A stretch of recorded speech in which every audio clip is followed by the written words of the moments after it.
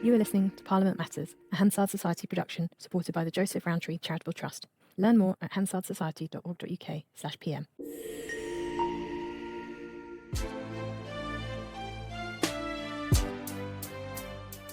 Welcome to Parliament Matters, the podcast about the institution at the heart of our democracy, Parliament itself. I'm Ruth Fox. And I'm Mark Darcy, and this week we're 100 not out. This is the 100th edition of this podcast.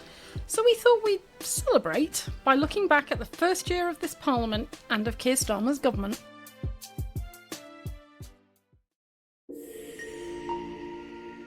And Ruth, the thing that really strikes me about the way this Parliament has had to work is the level of political fragmentation. This is not the traditional kind of bipolar Parliament where there's a government and then there's an opposition and there are a few bit players scrabbling around on the sidelines. We have an absolutely enormous government party in Labour, albeit elected on just a third of the vote. And the quirk of the electoral system there is something that's worth looking at. And then we have an unusually small Conservative opposition party, an unusually large third party in the Lib Dems, and then a collection of smaller parties whose numbers are going up and down like a yo-yo half the time, with various sort of defections and movements between them.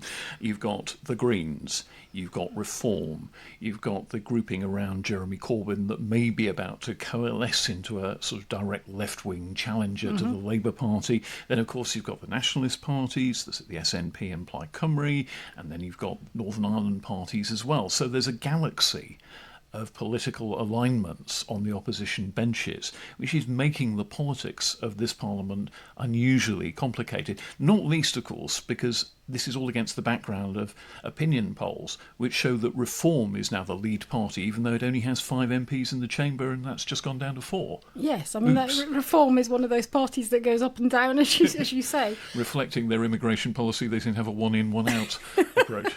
Yeah, and this is the challenge, isn't it? Because as you see at PMQs, I mean, Keir Starmer seems to be focusing on Nigel Farage as sort of almost the lead opposition person he has to fight against, rather than Kemi Badenoch, who's in front of him at the opposition dispatch box. And I certainly got the impression from this week's PMQs that the sound bites that had kind of been pre-packaged for him against Nigel Farage were much more armour-piercing than the ones that he directed at Kemi Badenoch. It's almost as if he doesn't really much care what she has to say.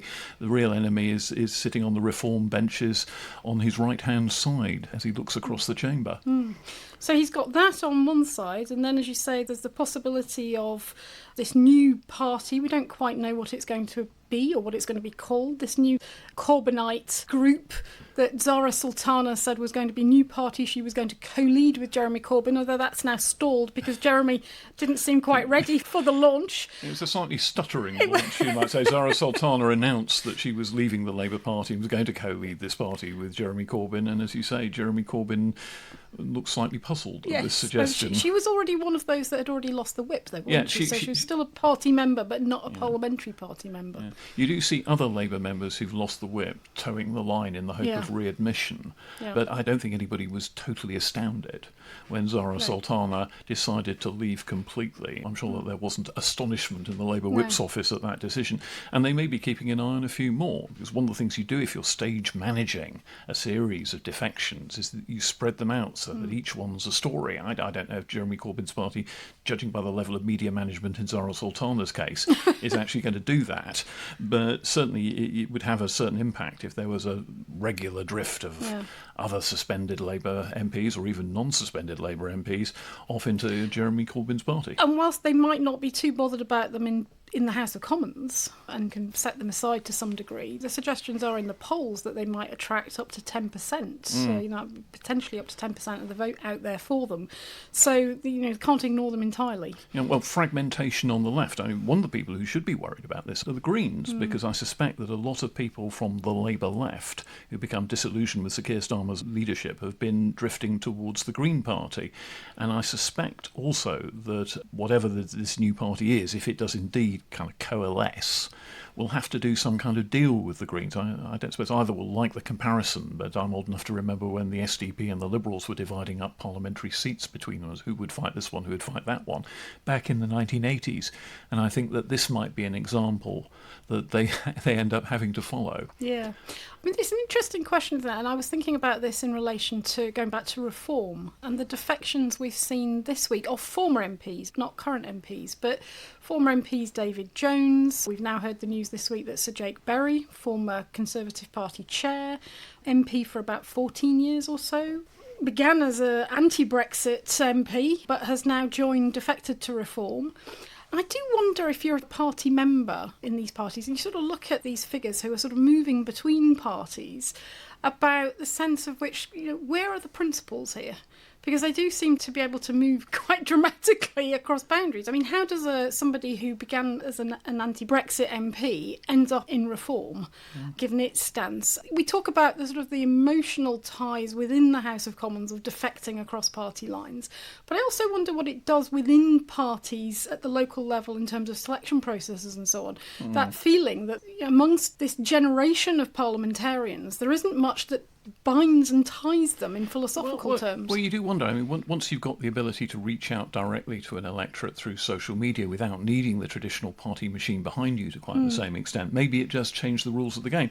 But I would be quite interested to know, and I genuinely don't know, whether, for example, Zara Sultana took half a dozen Coventry Labour activists with her when she went, whether Jake Berry has got a few people from his former seat signing up as organisers to reform as a result of him going, because that used to be quite an important factor certainly in sitting MPs switching parties, is trying to take a few of the troops with them as they went. But you should never also underestimate, for most MPs at least, the kind of emotional aspect of this. To get to be an MP in most political parties, and certainly in the former big two, Labour and the Tories, you need to have worked your way up. You were probably a councillor, you got onto the candidates list, you were trooping around trying to get selected in a variety of seats, you got to know people, you've got people who will be angry and disappointed with you now for the decision that you've just taken. It's not an entirely easy thing to do. Your entire personal life, your social life, possibly even your relationship may be tied up in the party organisation. So it's no easy thing to just up sticks for a lot of people. Although, as you say, it does seem a bit easier now somehow. Well, I mean, that's the challenge, isn't it? I mean, we're seeing political fragmentation at a party level, but are we also seeing MPs or people who want to be MPs feeling less of a tie to their party and more of a tie to their local area and their sort of sense of being a constituency representative? And we've talked for many, many years about how MPs are increasingly more social workers in their community rather than legislators. And is the influence of that starting now to come through, combined with other factors, like you say, of social media, where they try and build their local reputation, and it's more about the sort of protection of their own positions as opposed to really long-standing philosophical, ideological ties that bind. It's an interesting question too. Which of the two big parties is the most vulnerable to defections at the moment? I mean, only yesterday, 47 Labour MPs rebelled on the third reading of the Universal Credit Bill, the bill that had originally started out being the one that was going to squeeze personal independence payments as well before that was all taken out of it, but it still led to quite significant social security cuts. 47 Labour MPs voted against that. Some of them were pretty predictable names, one or two slightly surprising in there perhaps, but might some of those MPs, if sanctioned by the parliamentary party in some way, decide to up sticks? At the same time, if you look at the Conservative Party, it looks horribly strategically vulnerable and well behind reform in the polls now. Might some sitting Conservative MPs start to conclude that their electoral prospects are better if they go and work for Nigel, in effect? But going back to your Universal Credit Bill third reading vote, yes, there were some names that you'd expect, but there are also a few names that they have possibly rebelled before. They're certainly not serial rebels, but they're not people that you'd imagine going off into a Corbynista type party, but they were also from across the spectrum of the Labour Party. They weren't just the traditional Corbynista left of the party that were objecting to this. There was a broader spectrum of names. I think that point goes to your point about MPs relating much more directly to their constituencies now. Possibly these are MPs who feel real constituency pressures, who perhaps have been energised by issues that they've had to deal with as constituency MPs on behalf of their local voters. So there are different reasons why this can happen in slightly unexpected directions. Yeah, and they weren't all MPs that were in highly marginal seats. Some of them are sitting on some of the biggest majorities. That's always traditionally been a thing, that historically the whips might have said to MPs with modest majorities in very marginal seats, well, OK, you can sit this vote out, or we understand why you're going to vote against it. Tell us you've got a dental appointment. Yeah. But on this vote, there were some that were sitting on some very, very safe majorities. Mind you, having said that, I mean, there was plenty of Conservative MPs at the last election who thought they were sitting on very, very safe majorities. Plenty of Scottish Labour MPs in 2015 who had majorities of vast proportions who suddenly found themselves out. I think everybody's conscious these days that the electorate can just flex its muscles a bit and throw them out, and there are very, very few, if any, safe seats, as you say. But one thing this draws us back to in terms of how the House of Commons operates, and we talked about it on the podcast before, that traditionally the rules of the House and how it works are built around this concept of two big parties. A big opposition party that historically has taken up 70 to 74, 75% of the opposition benches. In this Parliament, we've got a main opposition party that occupies just over 50%. And this increase in the number of independents, this increase in the number of MPs representing smaller parties, a consequence of that is that quite a lot of MPs in this Parliament are not able to participate in some of the key proceedings of the House because they don't get places on, for example, legislative committees, whether that's a bill committee or a delegated legislation committee. A lot of them are not able to get a seat on a select committee because it's carved up between the three main parties. So there's quite a lot of MPs who, in terms of their sort of parliamentary role, it's more circumscribed for them than it would have been had they been a member of the main opposition party in the past. And the flip side of that, of course, is that those members of the main opposition party now have to do a quite stack overnight work rate.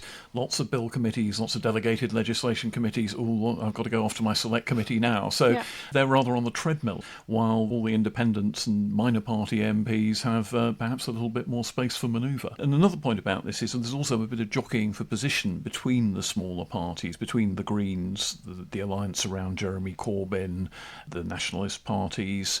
There's quite a little pecking order there, and comparatively small changes in their numbers can affect who's entitled to what, who gets an opposition day, who gets called how often, the Prime Minister's questions, those kind of things. So at that level too, the ability to get a bit of parliamentary profile for the smaller parties is affected by fluctuations in their number.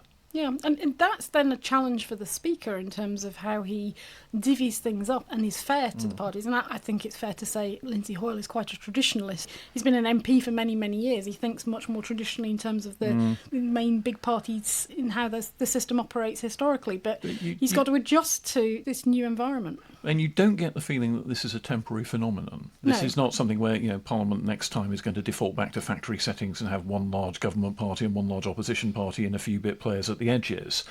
And at that point, you have to start saying that the parliamentary standing orders that assume a kind of bipolar arrangement are no longer fit for purpose, and that the pie has to be divided up a bit more fairly, particularly on the opposition side. It would be ridiculous, for example, to have a situation where you had an official opposition that had, say, 141 MPs, and a second opposition party that had 139, and all the power of the official opposition went to the first party, and the second party was relegated completely to the sidelines. That would just seem totally unfair. Well, this is actually something I talked about in front of the Modernisation Committee of the House of Commons a few weeks ago, that there needs to be a review of the standing orders of the House of Commons, and we will have a report coming out on this in a few weeks' time, looking at changes to the language of the House of Commons to make it more accessible, and the procedures and how they're explained, but also the need to review the standing orders. And there's lots of reasons to do it, not least the fact that the standing orders are not gender neutral. So it still assumes that there'll be a male speaker and a male chancellor, and all MPs are male, which given this is the year 2025 is rather poor show. One of the other reasons is to be thinking about future-proofing the standing orders, and not to say we will implement all these changes at the start of the next Parliament, but to say If scenario X happened, i.e. there were more smaller parties and they were closer to each other, then what would a fair model look like?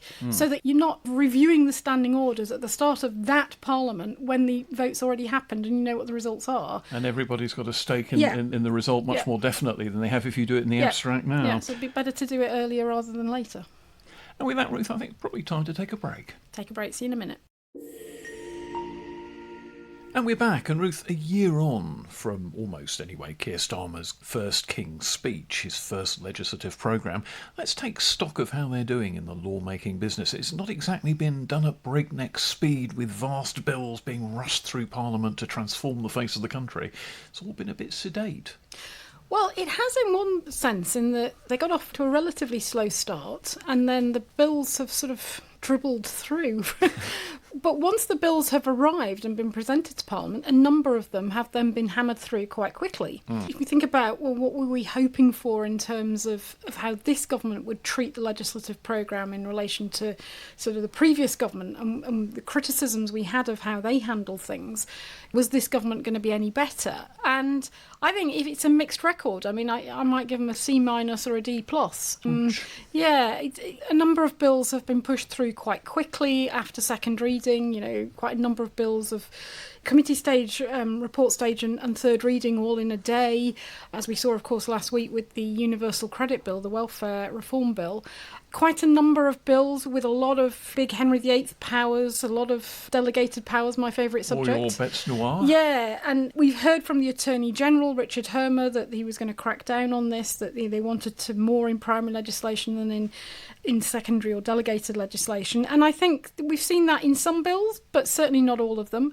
We've seen quite a number of bills, as you refer to it, being rewritten in mid-air. I mean, the Employment Rights Bill, I think it's almost doubled in size as a result of the committee and report stage amendment process, which in itself is not necessarily a problem, but when the government itself is amending it because it came through before they'd really finished the consultation processes and all these employment provisions and changes that they wanted to make, and therefore they're sort of rewriting it as it goes through Parliament, that is not a proper policy development process, and it's not how the scrutiny process ideally should work. And the consequences will be felt later when they're bringing forward the statutory instruments as a result of the powers in these bills to implement proposals, and that's where you'll see difficulties, I think. All oppositions, I think, promise that they're going to do better and have a better legislative process, and then all of them very quickly are seduced by the ability to hammer bills through very quickly and then think up the policy afterwards and give themselves the power to implement whatever policy they come up with when they come up with it,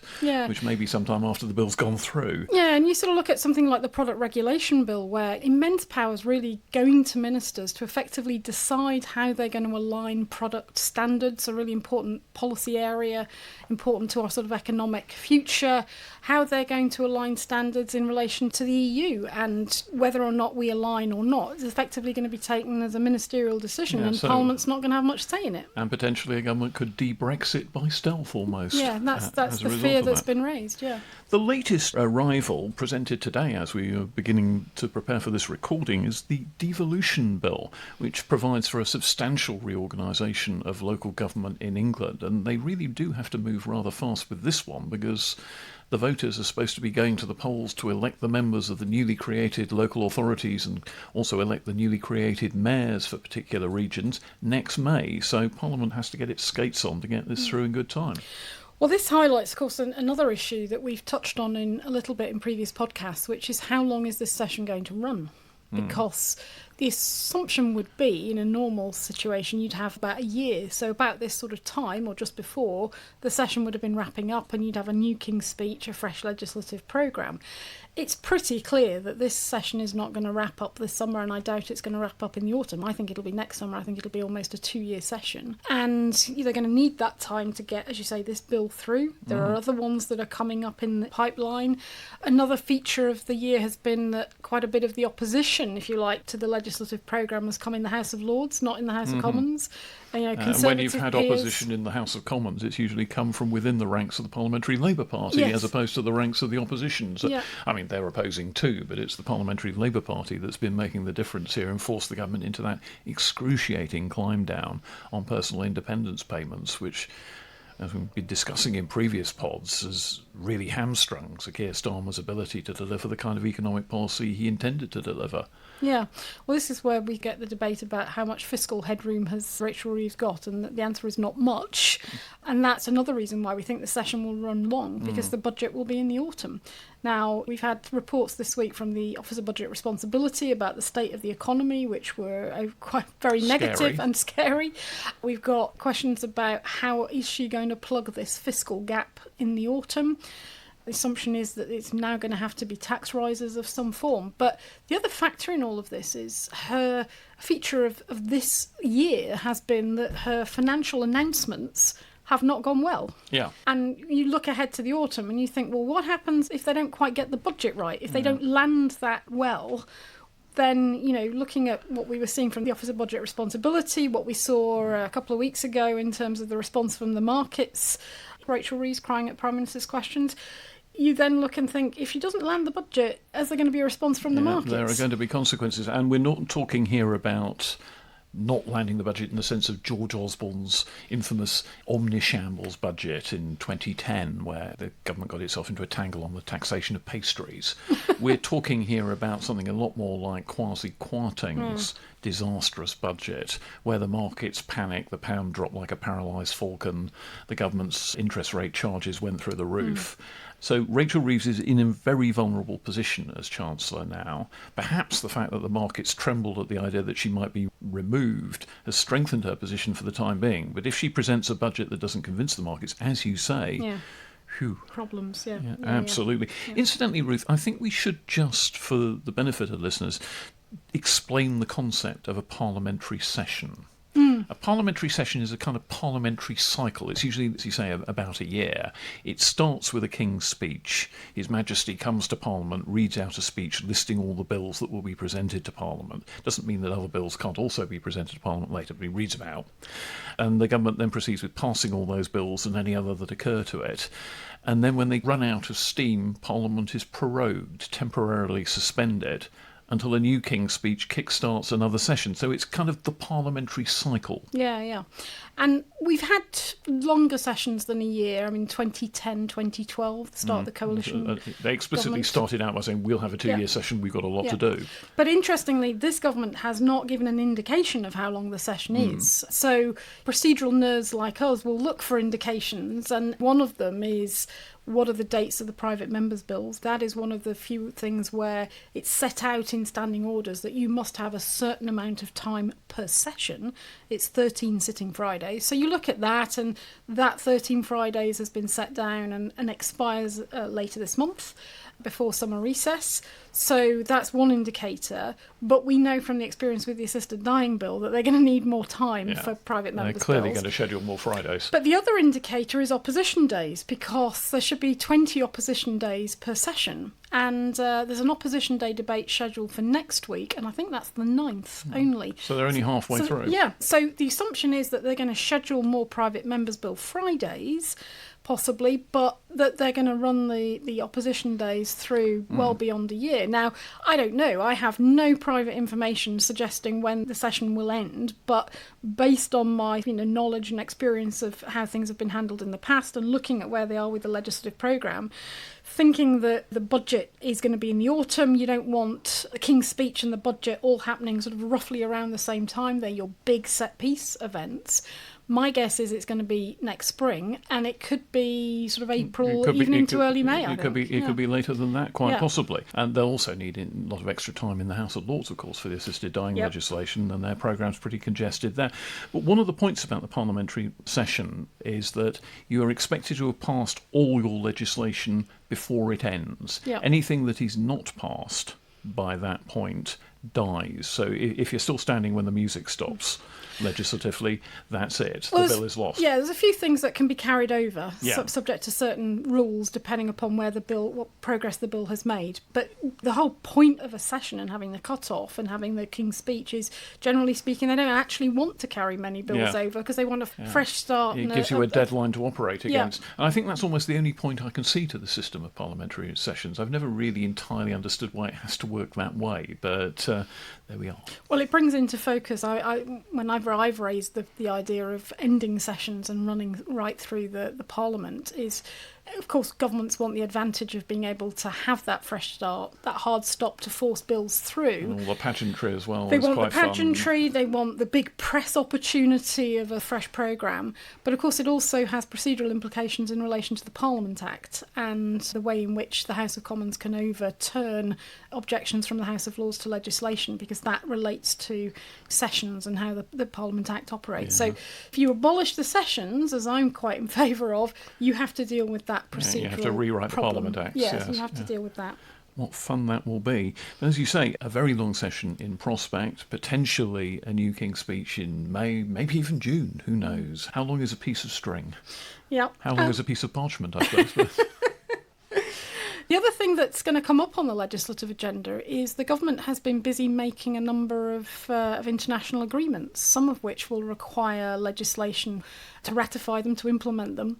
Most prominently, of course, the Chagos deal that has been struck with the Mauritian government, and the future of the military base in Diego Garcia. And that has a lot of critics, to put it gently. Yeah, which is controversial because of the financial implications as well as the sovereignty questions. Probably worth saying, we talked a bit about treaty scrutiny on the podcast, and members of this government, including members of the Cabinet and the front bench, were very critical in the last Parliament about their inability to scrutinise and to vote on things like the Australian trade deal, for example.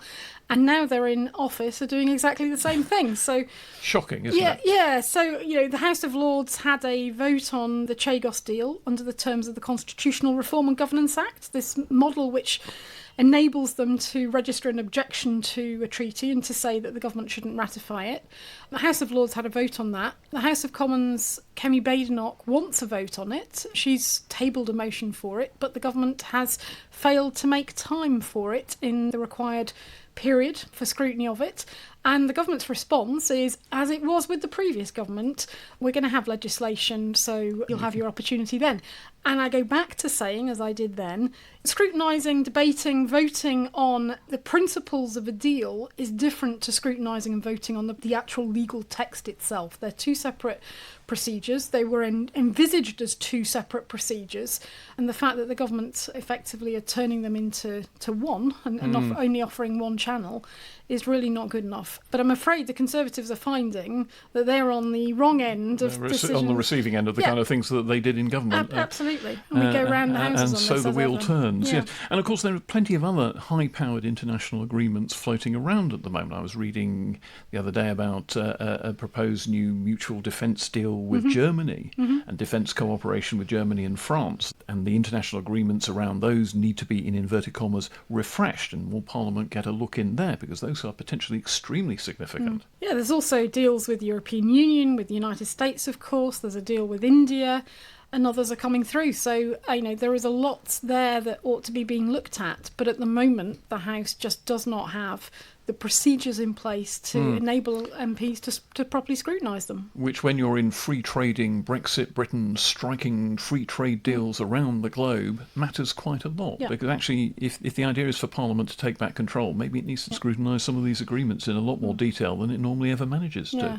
And one of the features of the House, I think, in this Parliament is that there is not a mechanism particularly to scrutinise our relationship with the EU. It is being done individual policy level by departmental select committees, but there's no mechanism in the House to look at it across the piece and to look at it on a cross-policy basis. Yeah. And those of us with post-traumatic memories of Sir Bill Cash's European Union Scrutiny Committee have mixed feelings about this, but it seems to me a fairly critical function of the House of Commons that it should be looking at one of the most critical economic relationships we have, and it shouldn't all just be settled in the stratosphere by ministerial meetings between the two governments involved, between the government and the Commission. And whether or not the House has a mechanism to scrutinise the EU shouldn't solely be a decision that's taken by ministers and by the Leader of the House of Commons either. Yeah, but spookily enough, that's the way it seems to have worked out. Which is what happened at the start of this Parliament, is that the decision was made not to renew the standing order for that committee, effectively to abolish it. And here we are. And given in areas, we've talked about the product regulation bill, there's whole areas of policy where we may or may not align with the EU. And somewhere within the House of Commons, there should be a model to scrutinise that and to monitor and to keep track of it. What a time to be alive. And staying on the committee corridor, a minor mystery is beginning to come into focus around the Foreign Affairs Committee, which is they have 10 inquiries underway, but have yet to produce a single report in this Parliament. Eyebrows are being raised. Yeah, I've seen some comments around and about that's interesting that it's not that they're not working hard. They're holding lots of inquiries, as you say. There's a lot of evidence sessions going on. But it's pretty unusual. The committee started up in October of last year. Pretty unusual at this stage for the committee not to have produced a report on something. Yeah. There's been some correspondence published and so on. So whether this is planned, that they're going to complete their inquiries Suddenly and produce there are going to be 10 reports simultaneously. Yeah. Or whether there's an issue in the operation of the committee and how it's being managed and chaired or not, we don't know. But it is quite unusual, and people are beginning to notice and remark on it. Meanwhile, the Defence Committee, which is suddenly where the action is a bit, amidst rising concern about the state of the UK's armed forces, it seems to be doing a lot building on the work of its predecessor committee in the last Parliament, particularly on things like armed forces personnel, service accommodation, and as a survivor of RAF married quarters in the early 60s, I can get on board with that one. Yeah, and one of the things we always say about select committees is when they start at the beginning of a new parliament, you've got new members and a new chair, are they going to look back and take on the issues that their predecessor committee explored, and are they going to follow up? That's one of the big issues about how select committees operate.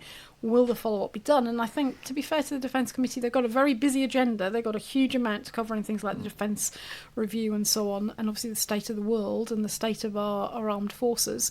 But they are appear to be trying to do some follow-up and carry forward the work of the predecessor committee. And there is going to be a new player in the defence firmament in the shape of an Armed Forces Commissioner. There's an Armed Forces Commissioner bill that's in the queue waiting for royal assent, but we still don't know who the actual commissioner is going to be. And this will be a person who can represent the interests of armed forces personnel in general, and also look at individual cases where people have some mistreatment to complain of outside of the chain of command, which is a rather touchy issue. Yeah. And I think this is one to keep an eye on, because the government said that they were modelling this on the German system in the Bundestag, and over there, they've had a few commissioners now. It's been going a good number of years, that model. And a number of occasions, the former defence minister or a former chair of the select committee, members of parliament themselves, have been appointed as the commissioner, and they've left parliament and taken on that role. So it'd be interesting to see who the government preferred candidate is, how they see the role developing, and it will have, I think, the Defence Committee will have a look at it in terms of a pre-appointment hearing. Oh, I'm sure. Of course, in Germany, the history dictates that they're much more rigorous about democratic control and democratisation within the armed forces because of the terrible Nazi years and so forth. But all the same, it would be very interesting to see how the arrival of this figure impacts on the working of the armed forces, because once upon a time, I think it was actually a disciplinary offence for a member of the armed forces to write to their MP to complain about the way they've been treated in some manner. And this does provide a new channel, and it's quite an interesting addition.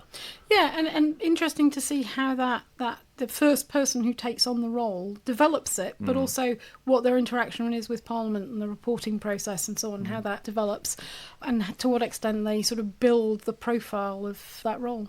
One of the big uncomfortable decisions that the government took quite early on was to make a further cut in Britain's international aid spending. And the issue there is that the level of British international aid is actually mandated in law, and the law that requires them to spend more than they're actually spending at the moment doesn't seem to have been repealed yet.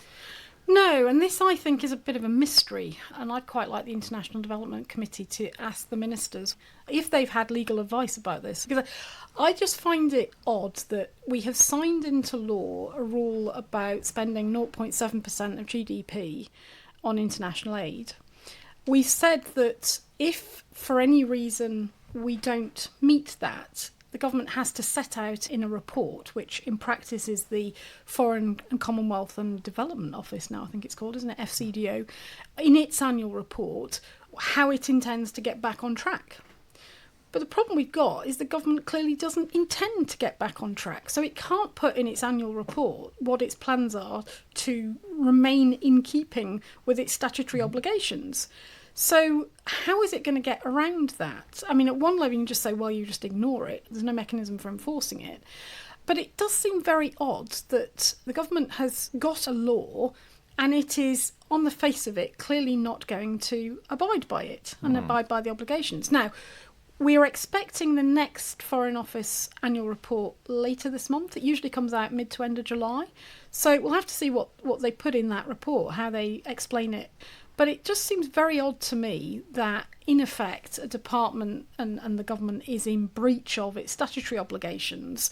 And in view of that, why would you therefore not repeal the Act? Sounds like a job for Sir Richard Hermer, Casey. Well, yeah, and I also think it's also a question to be asked of the senior civil servants in the department, because surely they would be saying to ministers that there is Steady on, Minister, we're breaking the law here. There's a legal issue here, yeah. So one to look out for, I think, when the FCO report or FCDO report comes out. And another parliamentary committee with a bit of an issue on its hands at the moment is the Committee on the National Security Strategy. National security, of course, shooting up the agenda at the moment. It's chaired by the Labour MP Matt Weston, and the committee is incredibly keen to have a session where it takes evidence from the Prime Minister's National Security Advisor, Jonathan Powell, who back in the day was Tony Blair's Chief of Staff and was crucial in setting up the negotiations for a settlement in Northern Ireland. They want to have evidence from him. The Prime Minister and Downing Street seem to be very against the very idea of him appearing before them. Yeah, I mean, basically they're saying he's a special advisor and ministers are accountable to Parliament and the Cabinet Office. Etc. Yeah, the Cabinet Office Minister, Pat McFadden, has appeared and they can talk to Jonathan Powell in private but not in public. And the committee's not very happy with that. And this has been ongoing for months. Worth saying, in the past, national security advisors have appeared before the committee. But it's of a piece with something that had been picked up across Whitehall. The Institute for Government has particularly been hot on this. This is talking about a special advisor, but also the government implementing some quite tight controls and constraints on civil servants appearing in public, speaking in public, answering questions in public. Now, obviously, it's different in the House of Commons because particular rules apply. And, for example, senior civil servants appear before the Public Accounts Committee. Senior civil Our old friend, the Osmophily rules. Yeah, senior civil servants appear at select committees alongside ministers and so on. But the government does seem to be not very keen at allowing some of its most senior officials to appear on public platforms and to be questioned. And there are questions about how sustainable is that, really, in the long term. There's lots of sort of sectoral events, sectoral activities where, getting the input of senior civil servants is useful. And in this case, national security is so critical, so central. Jonathan Powell is in the room for discussions involving the Prime Minister that Pat McFadden is not in the room for. And the sort of feeling of the committee is that they want to hear from him. They don't want to hear from Pat McFadden. It doesn't look like there's going to be a resolution of this. The government seems to be standing firm, but it's an uncomfortable position to be in. The committee can stamp its feet, but it can't actually enforce any kind of ruling on this. I suppose if they really wanted to go to Parliament and try and get a vote, all that would happen is that the government would whip against any such vote or not even schedule it in the first place. Yeah, but this goes back to what I was talking about in terms of the review earlier, about the review of standing orders. This is also where the House perhaps should take a view on things about what its expectations are. You say the Osmophily rules, which set out the responsibilities of civil servants to select committees. That is a government document. It's not a House of Commons document. The House of Commons should perhaps taking a view of what they expect from civil servants in front of select committees and putting it to government that this is what we require. Similarly, we see with the Speaker getting frustrated with ministerial statements being made outside the House. He's trying to enforce the government's own ministerial code. And the government isn't. And the government isn't. And, again, if the House of Commons feels strongly about this, then it needs to take a view on what its expectations of ministers are and enshrine that in its own rules and practices rather than trying to enforce the government's own practices, which, as we see with successive governments, they don't want to enforce. They're quite happy to ignore because it's convenient. And on that bracing note, let's take another break. See you in a minute. And we'll talk, Mark, I think, about running of Parliament and particularly these new MPs. And we're back. And Mark, I think something to look out for in the months ahead, and particularly if you're in a House of Commons department, is cuts of around 10%. We were just talking about the budget earlier. One of the consequences of cuts is that the House of Commons is also going to face quite significant budget cuts, 10% across the board. That is going to have an implication for how the House operates and the amount of support that's provided to MPs for scrutiny. Yeah, indeed. Parliamentary scrutiny requires backup. It requires people like library staff producing briefings for MPs. It requires clerks. And also, if your house is sitting for long periods, you need several shifts of people to provide the security and the ushers and all the functionaries who make the whole thing tick. So if you are going to have more parliamentary scrutiny with fewer clerks and other staff to back up the whole operation, how's that going to happen? Or isn't it going to happen at all? We've seen through Brexit, particularly, a bit like the civil service, we've seen an increase in resourcing of areas like clerking, select committee staff. We've seen increases in the House of Commons library staff. But if we're then talking about taking significant cuts and taking away staff, and that's ultimately the biggest cost that they've got, that is going to have an impact on their ability to produce those fabulous briefings that we rely on so much. Everybody in politics relies on so much. Yeah, and if it's not going to be the House of Commons library, where is it going to be? You know, in other departments. And contrast this with stories elsewhere on the parliamentary estate, where quite significant sums of money are being spent on what I can only describe as epic failures. I mean, this famous House of Lords door that has been inserted into the Peers' entrance in the last year, which kind of doesn't security work. turnstile that the Peers are complaining furiously about. It's inconvenient, they get stuck in it and they're not happy and they don't like the thing. Have you been in it? Have you seen it? I must admit that I haven't. Yeah, well, I've been through it quite a number of times to meet members of the House of Lords, and it's absolutely dreadful. I mean, it just doesn't work, and in the end, you're either ringing a button to get somebody to come and help you to come through, or effectively they've got security staff the other side of it who are basically releasing you through this door into the Lords. I mean, it's absolutely hopeless. And of course, there's the sort of prison camp style fencing around the front of the House of Lords as well, which is, put it gently, deeply unattractive. Yeah, well, I think it's prison chic gates. So basically, listeners, we have lovely Victorian style sort of decorative security gates across the front of the House of Commons. The House of Lords has not had fencing in front of it. There's been security issues that have been raised. There's a big car park in front of the Lords and they've wanted ready access to that. But at some point in recent months, somebody somewhere in the administration of the House of Lords and the security services and so on decided that they needed these security gates. They've been erected. And I think it's fair to say there's not much decorative imprint on them. They are very stark. They look, frankly, like you're outside a prison gate, not a World Heritage building. I can understand for security reasons why they need the fencing, but it's not in keeping with the rest of the fencing in the area. It's not in keeping with the building. Apparently the police force is not very happy about it because it's obscuring their line of sight. So another triumph. Yeah, but this door has cost nearly £10 million, apparently, which is extraordinary. I mean, that must probably be the most expensive door in possibly the world. I don't know. Where else has a more expensive door? And then you've got these dreadful, ugly fences. And part of the question is, in terms of the governance of the estate, who's in charge of that and who agreed it? Because what's fascinating is the sheer number of peers who are asking questions in the House of Lords about, who agreed this. All, of course, costing quite a large amount of money, yes, taking us back to our previous subject. Yeah. So it's all very odd, and there doesn't seem to be a resolution in sight. And that door, apparently, is going to cost a fortune to fix, if indeed they can fix it, of which there are questions. But backtracking to 10% cuts across the board in the working of the Commons, it's not an institution that's designed to be penny pinching and hyper efficient, because it has to suddenly do things like cope with a sudden recall of Parliament to discuss some urgent issue. We're heading towards the summer recess now. I bet you a week in, at least 2 MPs have called for a recall to discuss Liberal Democrat subject. MPs. Yeah. Well, in the good old days when I was on Today in Parliament, it used to be Tam DL every year, but there's always someone who wants that. And a recall of Parliament is a very expensive thing to do, because the first thing that happens when the parliamentarians move out is the builders move in and start beavering away on various improvement projects. And then if they come back again, the builders have to get out of the way, and contracts have to be suspended and work has to be paused until they've gone away again after that. So just calling the House of Commons back can be a very expensive exercise. I don't know how they make 10% cuts.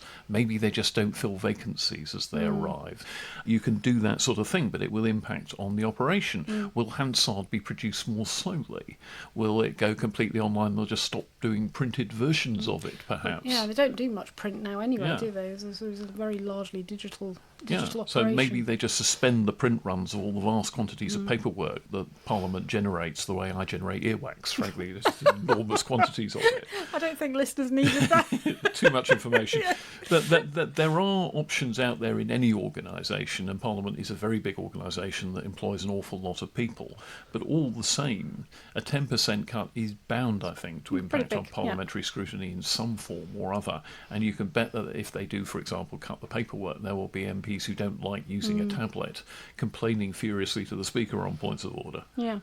Which I think then brings us on, Mark, to restoration and renewal, the combination of these issues. So we're a year into this Parliament, and restoration and renewal has not moved forward very much. I mean, there's clearly a lot of work going on behind the scenes, the officials doing, all their sort of investigative work and working up plans and so on. But in terms of really progressing the idea of restoring the building, restoring the parliamentary estate, we are still stuck waiting for the plans, the options to be published. We understand later this year. So this is going to be a big issue, I suspect, in the sort of the autumn, late winter, if indeed they stick to this expected timetable. And I wouldn't put money on that all the time. But the key issue that has to be addressed first of all is whether or not you simply take everybody out of the old Victorian bit of Parliament, the Gothic bit that everybody recognises, so that the whole thing can be renovated at once in one fell swoop over maybe 5 or 6 years, or whether you try and maintain some kind of foothold for the parliamentarians inside the building so that they continue to use either the Commons or the Lords' Chamber while the work goes on around them, which frankly strikes me as a bit nightmarish. There's a lot of asbestos in the building. Are they going to have to pressurise whichever chamber they're using to make sure asbestos doesn't get in? Are the peers and MPs going to have to enter and exit via pressurised polytunnels? Is it going to be more of a fire risk if work is going on around them while they're still there? And also, apart from anything else, it is the most expensive way and the slowest way to restore the building is to try and do it around the politicians rather than clear them out of the way and have them go and sit somewhere else. Yeah, well, simply imagine this scene. You are running at least part of your national legislature, if not the whole. You're running one of the houses in the middle of a building site. It's frankly ridiculous. But that is one of the options that's going to be on the table. The other options will be to decant both houses somewhere. I mean, the understanding at the moment is the House of Lords has agreed that they are going to move into the Queen Elizabeth II Conference Centre across the road. The bigger question is, what will the Commons do? And what are MPs willing to support? Are they willing to consider the prospect that they will leave the House of Commons estate and go somewhere else, whether that's another building nearby, somewhere like Richmond House, the former Department of Health building, on Whitehall, possibly Church House, something like that? Or are they going to demand, as MPs at the end of the last Parliament wanted, which is basically to stay in situ and just keep putting it off and putting it off? But the bigger question in all of this is actually, is the government going to be willing to pay the bill? Because we keep saying it's a Parliament's decision. The Leader of the House of Commons will say it's a decision for both houses. Well, up to a point. But ultimately the bill has to be paid. The Chancellor is asked to provide the £10 billion over X years that will be needed to fund it. And having just balked at the idea of making £5 billion worth of cuts in social security, are MPs really going to vote that £10 billion should be spent on renovating their place of work? I strongly doubt. Yeah, and that, I think, is ultimately the sticking point. And if they're not going to do that, then what are they going to do? I think they're going to kick the issue into touch and just hope the place doesn't burn down around them one day, which it might. There was a brief moment when interest on this subject refocused after Notre Dame burned down, and people suddenly realised that old buildings with building work going on in them can be dangerously combustible. Yeah. And it would be quite an interesting symbol of the current state of our politics if the Houses of Parliament, one of the most recognisable buildings on the planet, went up in smoke because MPs hadn't bitten the bullet. And that is a realistic possibility, particularly if you walk through areas of the House of Lords. I mean, when you're sort of walking along a corridor and all of a sudden your foot almost goes through the floor. You hear plugs that make the ominous crackling sounds when the equipment is plugged into them. Yeah, and there are instructions that you can't use heaters in particular rooms, even in the winter. You can't put fans on in the summer. You can't. Yeah, I mean, we all know the risks. They've been laid out for quite a number of years now, but they just are unable to sort of bite the bullet, reach a decision. And part of this is the governance problems. Part of this is that no parliament can bind another. You've got a new generation of politicians coming in. They don't want what their predecessors voted for. What we don't know is what this new generation, this sort of class of 2024, want and are willing to accept. And you get the impression, certainly from the evidence that's been submitted to the Modernisation Committee, that quite a lot of them are not very happy with the House of Commons as a workplace. Yeah, I think that the quality of the accommodation is not what they would expect, I think, as an incoming MP. But also, though, I think that they are going to behave in the same way as previous generations of MPs have, which is faced with the potential bill for doing the work, they're going to bottle it. Yeah, and faced with leaving the building and potentially never coming back. Yeah, potentially never coming back in the lifetime of that Parliament. And it's entirely possible that the work will take longer than the advertised 5 or 6 years, and that there may be a whole Parliament elected, serves 4.5 years, dissolved, never gets to go inside that famous building and debate in that famous chamber where Churchill once orated. So that's something that an awful lot of MPs wouldn't like the prospect of, I'm sure. But the big thing is the money. I think it is incredibly difficult to cut billions out of the social security budget while spending billions on the parliamentary building, however much you can make the case for it. The politics, the optics, if you like, are just horrible. Yeah. In which case, I'm afraid I reached the conclusion that you have to say, well, if you're not going to do that, then you have to consider more radical alternative options. Move out to a new building. Move out to a new building. And, that is not an easy choice either. And there are all sorts of questions about where that building would go. And it has to be near to the government because of, government is presence in Parliament. Ministers have to appear for questions and select committee appearances and so on. You can't be in two entirely separate places. Well, the idea of Parliament being recited to York, which emerged at one point when Boris Johnson was Prime Minister. And I just have this vision of a minister summoned to answer an urgent question in the House. I mean, it's hop on the intercity. That's why we need HS2, perhaps. But no, that ultimately is the question that they're going to have to answer is if you're not going to spend the money, then what are you going to do? And just carrying on, as we've done for the last 10 years, at some point the luck will run out and the problems will really come home to roost. And the question, I think, for Keir Starmer and Rachel Reeves is it's fine to say you don't want to spend that money. It's fine to say, muddle along. But equally, do you want to be the Prime Minister on the day the House of Commons burns down and is a global story? Yeah. You remember what it was like when we all watched Notre Dame? The horror of that. The House of Commons burning down, the National Legislature, this World Heritage Site, this iconic building, face of democracy for many people. Just not a great look. Not a great look for the country, I'm afraid. No. We're talking about what new MPs, what attitude they may have to restoration and renewal, and they'll have to confront these issues towards the end of the year if the plans remain on track. But what do you make? You've seen many incoming new generations of MPs after elections. What do you make of this new intake? Well, I think the first thing to say is it's an enormous new intake. Yeah. The turnover in Parliament has just been gigantic over the last couple of elections. And so, actually, there's quite a premium on being a veteran now who's actually been round the parliamentary block a couple of times. The new generation strike me as mostly quite impressive, quite active, much more social media savvy than a lot of their predecessors. There's an awful lot more of the kind of Greek chorus off stage of social media on the activities of Parliament now than there used to be. I quite like the look of them. I think this has so far been a fairly good Parliament. The thing that's different about this generation is just a greater level of independence, a willingness to defy the party whip and explain why on social media. And that, I think, is something that makes this Parliament a lot more difficult to manage for all the party leaderships.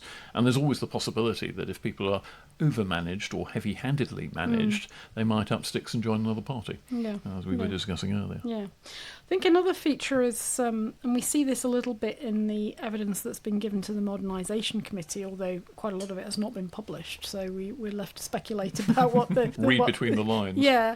But from what we have seen and heard, quite a lot of them, I mentioned it earlier, frustrated with the way the House of Commons works, frustrated with some of the procedures, frustrated with the old-fashioned nature of things, frustrated particularly in that they feel the way the House works is not very efficient. And as for their predecessors, one of the most precious resources they've got is their time and how they allocate it to certain tasks, both locally and in Parliament. And a lot of them feeling that they are sitting around wasting a lot of time when there are better things that they could do with that time if only things were more efficient. A lot of them very frustrated with how the chamber operates, that they have to sit there for quite a number of hours waiting to get into 15 debates. to 20 minutes for every vote. Yeah, a lot of frustration with the way the divisions operate and wanting things like speaker lists, wanting things like electronic voting. But nonetheless also wanting greater presence of ministers in the lobby so that they can collar them. So there's sort of, these things have got to be balanced out. They run across one another. Yeah. You only have to follow the Twitter feed, the social media feeds of lobby correspondents like Tony Grew, Parliap, who we've had on the podcast previously, to also see that quite a few of them are still not just new MPs, but some who've been there a number of years now. It's almost contagious, isn't it? Yeah. If new MPs start referring to the person on the opposite benches who they're addressing as you, rather than saying that the honourable member, Mr. Speaker, should do such and such. Yeah, still struggling with some of the core etiquette of how the chamber operates, and getting themselves into trouble with the Speaker and the Deputy Speakers and so on, even a year in. So, I think the pressure will also be on to try and change some of that and to alleviate some of those difficulties. Of course, at the beginning of every parliament, people start speculating as to whether, with a new set of parliamentarians, there'll be a kinder, gentler Prime Minister's Question Time. And as far as I can see, Prime Minister's Question Time as the centrepiece of the House of Commons week is every bit as pointless, vacuous and genuinely annoying as it ever has been. If anything, the answers are now more formulaic and the questions are now more servile, and that is a genuinely depressing point to have to make.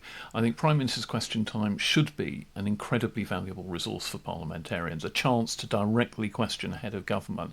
Does the Prime Minister believe that my local football team is absolutely wonderful? Does the Prime Minister agree that he and his government are absolutely and totally marvellous in everything that they've done? Pass the sick bag, Alice.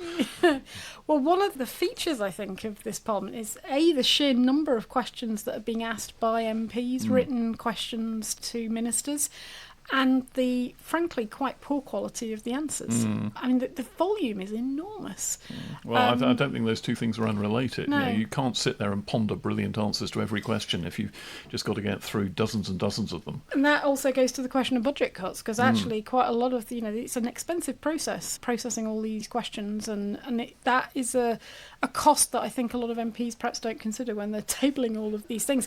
But part of it is they just sort of feel that ministers are not answering the questions. They're not terribly accountable in the House, and they're not coming forward with fairly fulsome answers. When you're sitting on a gigantic parliamentary majority, maybe you just don't feel the need to be that diligent about answering parliamentary questions. It's all a bit bothersome, and there's exciting departmental business to get through, and can't they just shut up and let me get on with it? Well, we can't really do a review of the year, Mark, without mentioning the assisted dying bill. Not only has it been a big part of the workload of MPs, it's also been quite a big part of the workload of this podcast. I think we've had 14, 15 special episodes on the bill. And there'll be more after the summer when the assisted dying bill starts its journey through the House of Lords. Yeah. But I do think for new MPs, on the one hand, you can say it's been quite a valuable introduction to legislative scrutiny. On the other hand, the procedures for private members' bills don't operate in quite the same way as for government bills, so the lessons learned are not entirely translatable across. But it has been a good way for new MPs to cut their teeth. Facing an issue they probably hadn't thought a great deal about. Some of them may have, but facing an issue that most of them will not have been that preoccupied with, deciding what they think about it, translating that into speeches in the chamber, tactical approaches to different amendments, translating that into the whole lawmaking process and how they approach it, I think has been a very good formative experience for the generation of 24. Yeah. But at the same time, leaving quite a lot of them frustrated with how the process and the procedures work, and quite annoyed with the whole way in which it's unfolded. If you were drawing up a parliamentary process on a blank sheet of parchment, you'd never create the process that we have for private members' bills. But on the other hand, as we've pointed out repeatedly in this podcast, this private members' bill has had more scrutiny than most government bills do. The much bigger pieces of government legislation are just airily waved through the chamber of the House of Commons with far less discussion. And frankly, these are pieces of legislation that may touch many more lives than even the assisted dying bill does. Yeah. So it's more a comment, I think, on the weak nature of the parliamentary process in the House of Commons than it is on this individual bill, the level of scrutiny it's received. Yeah. Well, Mark, overall, how would you, if you were scoring this Parliament, how would you judge it? Well, I thought we talked most about the House of Commons, really, but how would you score the first year of this new I think I'd give it a C+, both for artistic impression and for technical merit, really. A lot of the work has been workmanlike. I think there are a lot of bright-eyed new MPs who are learning the job, who will potentially be, if they can survive in Parliament, very effective legislators in the future. I think that the multipolar nature of this Parliament makes it a lot more interesting, makes the politics of it a lot more interesting, and gives MPs who become discontented with their own party a few more options than they previously had. So there are some interesting factors here in the way it works that weren't present in earlier parliaments. I've been reporting on parliaments since the Tony Blair years, and this one is in many ways tactically far more challenging than any of the ones before it, despite the fact that the government has such total dominance in theory in the chamber, and we've already seen that they can lose their majority even with that majority. Yeah. Well, listeners, I think that's probably all we've got time for after this run through all the issues and challenges of this first year of the Parliament. As we said, it's our 100th episode, so we're looking forward to the next 100. Do send us your questions and we'll have another special episode dedicated to answering them. And before you go, do, of course, rate and review us on your podcast apps to help us attract more listeners, grow the podcast into this next 100 episodes. So thanks for joining us. Thanks for your support over the last year. And we'll see you next week. See you next week. Goodbye. Parliament Matters is produced by the Hansard Society and supported by the Joseph Rowntree Charitable Trust. For more information, visit hansardsociety.org.uk/pm or find us on social media at Hansard Society.